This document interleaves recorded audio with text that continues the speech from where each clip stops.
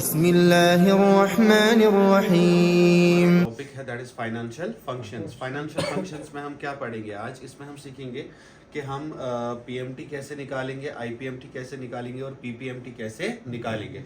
तो हम देखेंगे हमारे एक्सेल में जो पहली फॉर्मूला आती है, जो हमारे फाइनेंशियल फंक्शंस आते हैं, उन फाइनेंशियल फंक्शंस में हमारे पास कौन कौन सी फॉर्मूला है जो हमने आज पढ़नी है। उसमें हम पहली फॉर्मूला पढ़ेंगे जो हमारे पास है, दैट इज पीएमटी। पीएमटी का मतलब क्या है?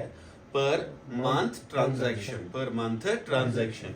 हम यहाँ पे एक छोटा सा शीट बना के रखेंगे, 1 2 4 सेल्स का शीट बनाएंगे जिसमें हम इस कंप्लीट टॉपिक को कवर करेंगे। फॉर एग्जाम्पल, मैंने यहाँ पे एक शीट बनाया, इस शीट में मैंने ए और बी को मेंशन किया, 1 2 एंड 3।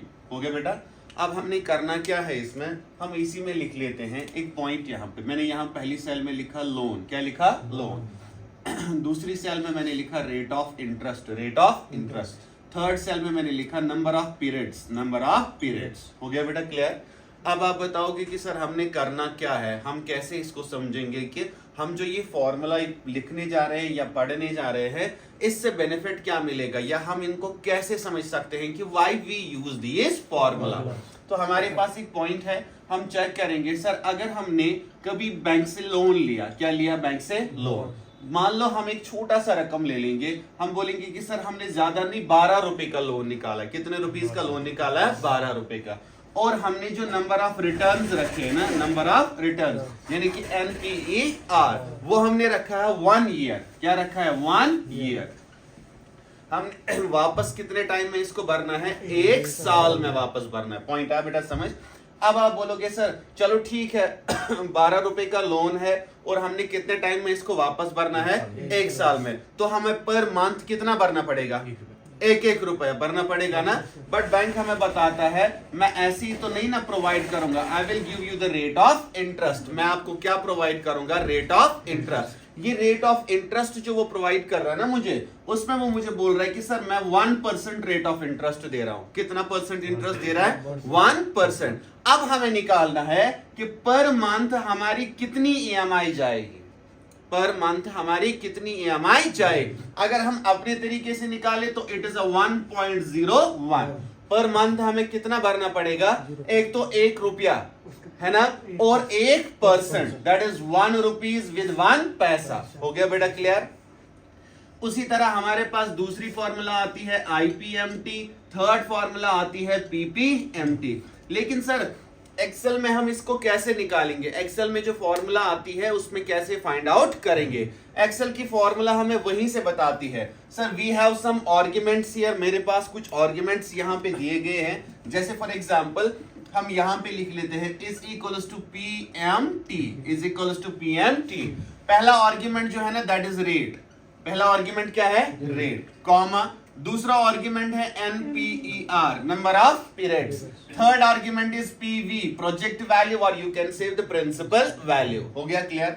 अब आप बताओगे सर हमें इनमें क्या लिखना है। हम पहले फाइंड आउट करते हैं PMT में क्या? रेट। हम इसमें चेक करेंगे हमें रेट ऑफ इंटरेस्ट कितना परसेंट लगाया बैंक ने? 1%। तो 1% किस वाली सेल में रिजाइड करता है? B2। तो हम यहां पे लिखेंगे it's B2 but divided by 12। Divided by 12, तो ताकि ये मंथली कन्वर्ट हो जाए। तो हमने क्या बोला, हमारा जो रेट ऑफ इंटरेस्ट है इसको हमने किस में डिवाइड कर दिया? 12 में। कॉमा करने के बाद हम यहाँ NPER लिखेंगे, यानी कि नंबर ऑफ पीरियड्स। आपने कितने साल में इसको वापस भरना है? कितने साल में वापस भरना है? 1। बट ऑलरेडी हम मंथ्स में चल रहे हैं, तो हम यहां पे लिखेंगे B3 लिख लिया बेटा। But multiply by 12। Multiply by 12, obviously 1 into 12 that is 12। हो गया क्लियर? कॉमा करेंगे हम यहां पे। उसके बाद हमारा कौन सा आर्गुमेंट है? PV। हमारी टोटल वैल्यू कितनी थी? That is 12। That is 12। It's on B1। हो गया ब्रैकेट क्लोज? समझ बेटा? हमने लिखा rate of interest, number of periods, principal value. This whole will result 1.01। 1.01। इसने बोला पर मंथ आपने कितना पे करना है? एक मंथ में आप कितना पे इंस्टॉलमेंट करोगे? 1 रुपया और 1 पैसा। अब हमने ये चीज देखनी है कि सर अगर आप लोन में पर मंथ भरते हो 1 रुपीज एंड 1 पैसा, लेकिन सर मुझे ये बताइए क्या ये सारा पैसा मेरी लोन की तरफ जा रहा है? जितनी EMI में पे कर रहा हूं क्या ये सारा मेरे लोन की तरफ जा रहा है या आधा इसमें से बैंक खा जाता है? पॉइंट आया समझ? हम दूसरी फॉर्मूला निकालेंगे। The second formula is PPMT means paid sorry हम पहले निकालेंगे IPMT। पहले क्या हम निकालेंगे? I means interest per month transaction. अब हम देखेंगे पर मंथ मीन्स एक मंथ का हमने क्या फाइंड आउट करना है? इंटरेस्ट। हमने क्या फाइंड आउट करना है? अब हम देखेंगे पर मंथ बैंक हमारी EMI में से कितना खा जाता है। पॉइंट आया बेटा समझ? उसके लिए आर्ग्यूमेंट्स क्या है? रेट अगेन कॉमा एक एक्स्ट्रा आर्ग्यूमेंट है दैट इज पर। बाकी अपनी सेम आर्ग्यूमेंट है NPR एंड PV। हो गया क्लियर? अब रेट ऑफ इंटरेस्ट ऑलरेडी हमने क्या मेंशन किया है? B2 divided by 12। B2 divide क्या कर दिया? 12 कॉमा। पर आप कितने मंथ्स का देखना चाहते हो? आप एक मंथ का देखना चाहते हो तो हम पर में क्या लिखेंगे? 1 comma NPER number of periods हमने कितने साल में वापस भरना है? B3 multiply by 12। अगर मैं डायरेक्टली 12 भी लिखूं तो कोई इशू नहीं है क्योंकि मेरे पास अभी एक ही साल है, लेकिन मैं B3 मल्टीप्लाई 12 क्यों लिखता हूं? कल को अगर किसी ने टेन्योर चेंज कर दिया, इसकी लोन की जो टेन्योर है वो चेंज कर दी, यहां पे 2, 3, 4 लिखा तो वो ऑटोमेटिकली मल्टीप्लाई कर जाएगा। पॉइंट आया समझ? कॉमा करेंगे इसके बाद हमारे टोटल वैल्यू कितनी आ रही है? That is B1। तो अगर हम यहां पे रिजल्ट फाइंड आउट करेंगे हमें क्या मिलेगा? यहां पे हमें मिलेगा 0.01। हम कितना पे कर रहे हैं? 1 रुपीज 1 पैसा, 1 रुपया और 1 पैसा। बैंक इसमें से खुद को कितना खा जाता है? 1 पैसा, 1 पैसा। अब हम देखेंगे फिर हमारे लोन की तरफ कितना जा रहा है? हमारी लोन की तरफ कितना जा रहा है? तो हम यहां भी लिखेंगे is equals to PPMT। Is equals to PPMT means PPMT का मतलब क्या है? It's paid per month transaction. पहला था PMT per month transaction, second one is IPMT interest per month transaction, and the third that is PPMT paid per month transaction. इसके arguments और इसके arguments both are same. दोनों के arguments क्या है? Same. तो हम यहां पे लिखेंगे रेट। क्या लिखेंगे बेटा? रेट कॉमा उसके बाद पर क्या लिखेंगे? पर NPER देन PV। अब हम यहां पे चेक करेंगे हमारे पास क्या आया? It's B2 divided by 12 1 comma B3 multiplied by 12 comma B1 then we will get the result of 1। अब आप समझोगे यहां पे सर हमारे पास टोटल हमने जो यहां पे 3 रिजल्ट्स फाइंड आउट करने थे ना, एक ये है और दूसरा रिजल्ट हमारे पास आया 0.01 and the third result that is 1। Sir हमने लोन निकाला था 12 रुपए का, बैंक ने बोला 1% इंटरेस्ट दे दो और 1 साल में वापस भरो, तो हमारी 1 साल मंथ की EMI क्या बन गई? 1.01 एंड द सेकंड इसी मंथ में हमारे बैंक ने कितना हमारी किस्त में से खाया? 1 पैसा। बट हमारी लोन की तरफ कितना गया? अब ये सीधी सी बात है कि सर अगर हम इसको मल्टीप्लाई बाय 12 करेंगे that is equals to 12 rupees and 12 paisa हो गया। एंड द IPMT अगर हम इसको भी मल्टीप्लाई करेंगे इट्स 0.0 या 0.12 लिख सकते हैं। And PPMT that is equal to direct 12। हमने निकाला कितना था? 12। भरा भी कितना? 12 नहीं, हमने भरा 12 रुपया 12 पैसा। पॉइंट आ बेटा समझ?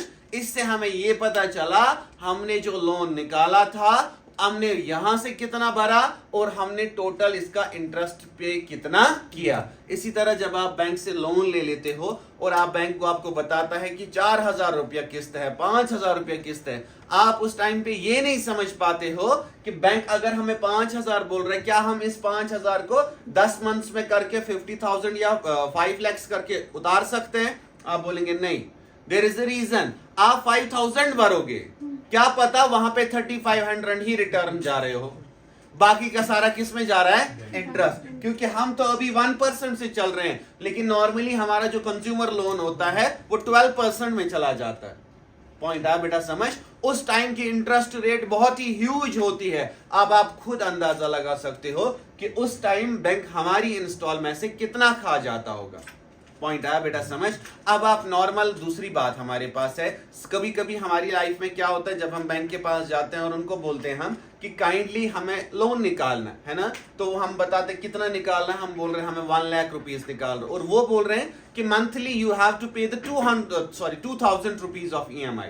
आपने मंथली कितना भरना पड़ेगा? 2000 रुपीज। अब हम मान लेते हैं चलो ठीक है हम भरेंगे, है ना।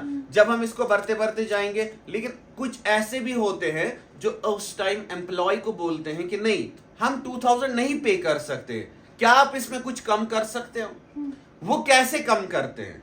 हम नॉर्मली अगर ले लेते हैं, मैं बोलूंगा 5 इयर्स का टेन्योर ले लेते हैं, मैं बोलूंगा 5 साल में आपने लोन को रिटर्न पे करना है। आप बोल रहे हो नहीं बाबा इससे भी ज्यादा कुछ कम करो, मेरी जो EMI है उसमें ज्यादा कुछ कम करो, तो हम प्लस कर देते हैं इसमें 2, दैट इज मैं बोलता हूं कितने साल में वापस भरो। लेकिन एक कस्टमर ये नहीं समझ पाता है, बेशक इसका जो EMI है वो कम हो गया, लेकिन ये नहीं समझ पाया कि अब मुझे और 2 साल इंटरेस्ट पे करना पड़ेगा। पॉइंट आया बेटा समझ? दैट इज वाई हमेशा जब भी लोन हम निकालें तो मैच्योरिटी कम, टेन्योर कम रखें। लोन पीरियड्स के जो मंथ्स होते हैं, सिंपली वी कैन से कि 64 मंथ्स में हमें इसको निकालना पड़ता है वापस। हमें वापस पे 64 मंथ्स यानी कि 5 इयर्स में हमें इसको वापस पे करना पड़ता है। बट समटाइम्स हम ये बताते हैं कि नहीं 64 में नहीं करेंगे, हम ज्यादा में इसको पे करेंगे, उससे होगा इंस्टॉलमेंट कम लेकिन इंटरेस्ट रेट पड़ेगा ज्यादा। आपको इंटरेस्ट ज्यादा टाइम के लिए वहां पे देना पड़ेगा। क्लियर हुआ बेटा? आज समझिए वाला टॉपिक।